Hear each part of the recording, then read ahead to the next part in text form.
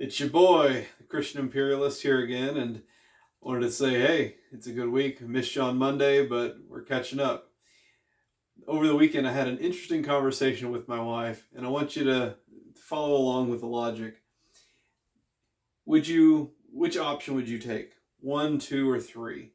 So, we have a house that we purchased in a rural community, and now it has grown, and a lot of new appreciation has gone into it. We bought it 6 years ago. It was a $160,000 house. During that time, 6 years ago, we have paid off about 70%. So we'll say about that much. So what is 160 minus 70? 90. We still owe 90,000 on this house. Now you may be saying, how is that possible? How'd you pay off $70,000 on a 30-year note? And that's the trick. We didn't. It wasn't a 30-year note. It was a 5-year note with a 15-year amort. It's a 5-year balloon, and the idea is every 5 years you refinance until you pay it off entirely. And so you're really on this accelerated payment schedule, and it's nice. So we only owe 90 left on it. But here's the problem with it. Because the area is so desirable, the house is no longer worth $160,000. It now is worth about $300,000 to $330,000. Yeah, that's a pretty nice jump. It is doubled in value just about in 6 years. Number one rule of real estate: location, location, and location. Location. It's very important. So we still owe 90 against the note, and so hypothetically, what is our equity stake in this? It's anywhere between 300 minus 90 is 210 to $240,000 is what this house is worth. Right now, under the current setup, our principal, interest, taxes, and insurance is about $1,100 a month. We have a renter in there who's paying us $2,000 a month. Doing the math, we net about $900 of cash flow from this property. Not bad, eh? Yeah. So $900 a month over the course of a year. Quick math, that's almost, no, it's over $10,000. It's $10,800 a month or a year. So that's what we're getting. I'll put that here just so we have it saved. $800 per year. There we go. So option one, what do we do with it? She's very risk averse. Her dad listens to Dave Ramsey a lot. Dave, I hope you're listening. So her idea is we take a lot of this money, say the $900 a month, and we pay this off super fast, and we own the house free and clear. Now, even if we don't do it super fast and we just stick to our schedule, and we refinanced a year back or so, maybe 2 years back, before our 5-year was ready. And so we have really favorable terms, only like a 4% interest rate, maybe 4.25%, something like that. Not too shabby. And usually, you don't want to pay off really good interest rates. It's weird how right now, with inflation going up so much, that a note is actually an asset, against you. But anyway, some people don't like it being phrased that way.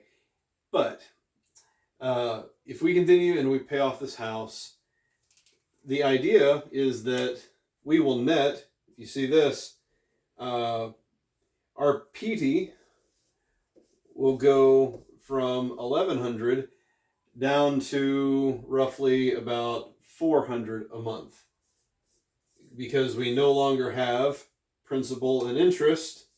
We just have taxes and insurance. So basically we get an extra $700 per month versus the current situation right now. So $700 times 12, how much more are we getting per year? That's $8,400 more per year. Okay, that's a raise. That's a decent raise. And over time, maybe rents will continue to eke up as inflation goes up. Thanks, Biden. And really, yeah, whatever. Uh, we'll see. So it's not bad to get an extra $8,400 a year. We don't have the note. We don't have this anymore. It's all paid off. Okay, so technically you're netting $1,600 a year total from rents. I'll put that there just so we put a pin on it. Okay, per month. So not bad. Having an asset free and clear, it's nice. Hooray. The problem is if it's worth $300,000 or $330,000 even, you're just sitting on that wealth. It's giving you a return, but it's already giving you a return. So how do you access this wealth? Would Dave Ramsey say you just sit on it? Hey, you're getting your cash flow positive. Pretty dang good cash flow. Just, let sleeping dogs lie. In this scenario, option one, you just sit on your $300,000 in case you ever want to sell it or whatever. But the problem is, I never want to sell any of my properties. Ever, ever, ever, ever, ever. Until Christ comes back, I don't want to sell a single property. Period. Because I'm an imperialist. Haha. So, how do you access this? Well, option two, if we get to it, basically, it starts out the same way. You pay it all off, you own it free and clear. I'll write that here, free and clear. But if you ever want to do a big deal, this becomes your collateral. You have this amount to use for a bigger deal. Say I want to buy an apartment complex. And say, well, what assets do you got, buddy? Well, I own this house. I can put that up as collateral. I find that to be really, really risky. Because let's say something happens, the apartments, fail, you can't make occupancy. For some reason, rents just plummet. Say the deportations go as planned. Hey, then you have fewer people renting and more people buying houses, hypothetically. Then this asset is tied to whatever deal you do here. And so use that as collateral, and then you lose both the apartment complex and that house. So we'll say that's collateral for a deal. Anyway, wife didn't like this idea. She liked this idea, but she's mindful enough to know that you need your money to be working for you. And having this amount free and clear, the $300,000 just sitting doing nothing, doesn't do anything for us. And she's smart enough to know we want to make wise investments with our money. We want to take control of this money and use it somehow.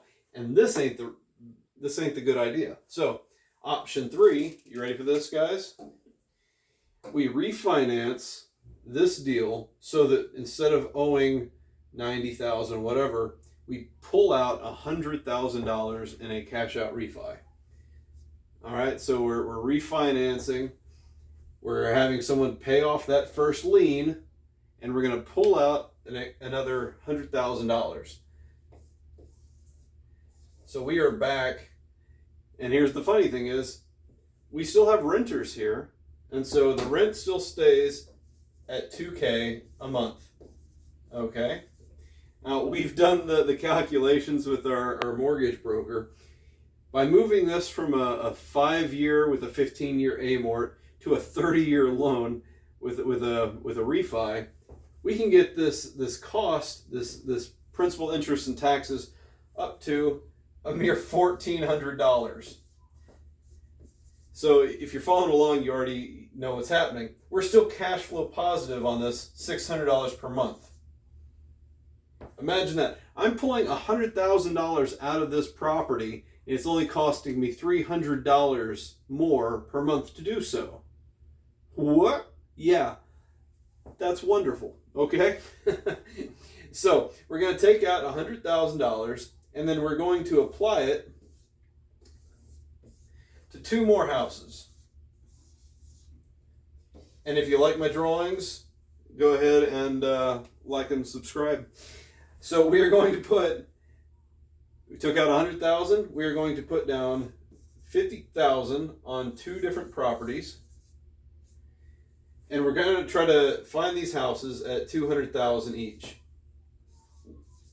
And in this market, those are actually possible, and plausible, if you like the slip of the word. So there's actually some houses that are really nice, 3 2s, 3 1s, that are under 200,000 in this market. And so the beauty of it, I've talked to multiple mortgage brokers about doing this, and in order to buy additional property, single family homes, usually they ask for 20% down as an investment property. Well, if you do the math here, $50,000 is actually 25% down. At 25%, instead of doing the bare minimum, I can actually get really favorable interest rates on these 2 houses because I'm putting down more. I'm not putting down the bare minimum. For some reason, 25 is a really nice threshold. So hypothetically, I've found these 2 houses and I could pay for them and get really good interest rates. And I know today is September 3rd and we're all waiting to hear about the Fed. We're waiting about a week and a half to hear what the new interest rates are going to be. Are they going to try to spur economic growth, trying to make the economy look better prior to November? Everyone's kind of just holding their breath. But regardless of that, because I'm going to go ahead and put down 25 down on these houses, if we go with option 3, I will get probably a point less than what you're asking, what you're going to get if you're just putting down 20% down. And so these are the 3 options I gave my wife. What do we do with this house? Option 1, we pay it off and we sit on it and we do nothing with its value. We're getting value monthly. Option 2, we pay it off free and clear, and then we risk it in a deal. Option 3, we owe $300 more per month, but now we have 3 investment properties coming from the seed of this one. Which one would you take? Let me know in the comments. Oh, gosh, I hate YouTube so much. Kidding, Alphabet Company who owns everything. I love YouTube. So this was the option I'm leaning toward for obvious reasons. Now, I've talked to a guy about it in my church. He's like, how do you sleep at night with all that debt over you? And I'm like, I can find renters so easy. You have no idea how easy it was to find a renter in this specific sub-market. Very desirable area. People want to be in the school districts. Like, I had 10 guys, originally I listed this at $1,800, and we had so many people at $1,800. We had people, just jacking it up. Oh, I'll give you $2,200 a month if you choose me. We found the best renter. We prefer the more older renter. Ageism, it works backwards. Just kidding. They're not going to tear up stuff like someone in their 20s or a family of 6 or a family of 10. Sorry, I'm really showing myself there. But basically, older couples, older individuals who are working, usually they treat things better. They make nice little gardens. They have hobbies. They're not going to invite their friends over and throw a kegger and destroy things. Renters who may or may not have dogs, you got to play that into the factor. You can't say no to dogs, but you can, require pet deposits, an additional pet lease. That's an addendum to the lease. Basically, we could have gotten more, but we settled with a family, young couple, that, were very, one's getting their education, one's a professional, and the numbers added up right. It's like, okay, well, what's the risk of this house? How much to make ready once they move out? Is there going to be a massive amount of damage? We have had bad renters before, and if you're watching, you know who you are, and we want someone who's going to take care of our property, and luckily it's a rural community, so that attracts a certain type of person who respects property. Let's just put it that way. Not to say that there are any discriminations, but if you have someone who grows up in a rural community, they want to be part of something special. They want to, yeah, it's just a different type of lifestyle. It's different than the suburbs, and so sometimes, good or bad, you let some people who aren't good, and we'll just say like even hunters, say white middle-aged hunters, like they like a rural community. Sometimes they don't treat things well because they like to drink and they like to play fog hat at 3 a.m. and piss off your neighbors, even though they're far away. Like, it happens. So sometimes you just got to screen people and recognize that this person might be trouble. This person might not treat your stuff well. This person might end up getting the cops called on them because they're shooting off guns in the middle of the night. Like that, you want to avoid that type of stuff. So while you can't discriminate based upon race or gender, ethnicity, religion, whatever, you can kind of be a little selective, especially when it's a seller's market and you can choose who you're going to rent to. And you know what? If you want to take on a bigger headache and rent to someone for, say, $3,000 a month and then possibly destroy your house and you have to deal with insurance or you got to do all that, that's up to you. It's a gamble. Then again, sometimes going on the cheap side because you're sentimental, or maybe it's because it's a struggling family. We did have a sob story. The husband, in and out of prison, but now he's got his life straight. He's got a wife and kids, and his mother-in-law lives nearby, and she's just, I really need them close by, blah, blah, blah. It's nice, but sometimes you got to do the math there, and you got to be like, okay, well, if he falls off the wagon, who's going to be making that payment? Is the mother-in-law going to co-sign? Who knows? Is the wife going to struggle? Are they going to come up to you and say, oh, well, we can't make rent because, things are rough? It's like, okay, well, yeah, that's rough. But if you had to choose between that family and, let's say, two couples with a steady income who just got married and want to move into the area and give you, 5 years of rent, maybe that's the wiser decision. It's a lot less volatile. Anyone who's been doing rentals know that the killer is actually the in-between time where you lose occupancy. It's better to have someone in there giving you your rent than having someone move out. You have to do the make ready, which is just industry for getting it ready for the next guy. And next person, sorry, it's 2024. Don't cancel me. Ha ha ha. And so, you do get to kind of use your eye and say, who do you want to live in your property?